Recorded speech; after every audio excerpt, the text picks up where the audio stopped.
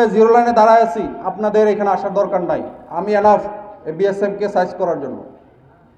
বুঝতে পারছি? যখন আমার প্রয়োজন হবে তখন আমি বলবো ঠিক আছে আমাদের গ্রামবাসীকে নিয়ে আসো, নিয়ে আমরা সাইজ করি। তা আমি না ডাকলে আপনারা ওখানে ভিড় করে আমাদের কাজকে ব্যাঘাত ঘটাবেন না। আমাদের হাতে অস্ত্র আছে, আমাদের ট্রেনিং আছে, সর্বশেষ হচ্ছে আমাদের মনোবল আছে, এবং আমাদের পিছনে 18 কোটি মানুষ আছে, আছে না? তো 18 কোটি মানুষ থাকতে আমার কি ভয় পাওয়ার কোনো কারণ আছে?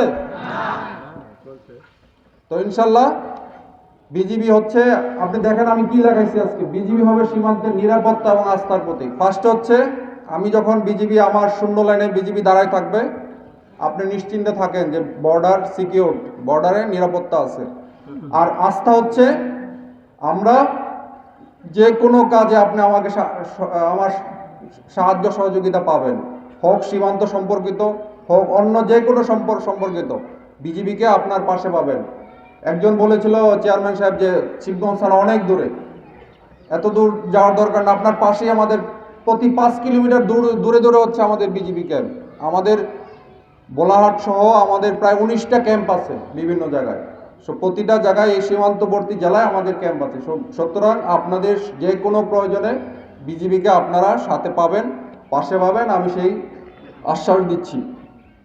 সর্বশেষ হচ্ছে আমার পক্ষ থেকে আমি আসলে সবাইকে ধন্যবাদ দিতে চাই। আমি কাউকে কখনোই গালিও দিব না, আমার কারোর প্রতি মন খারাপ নাই।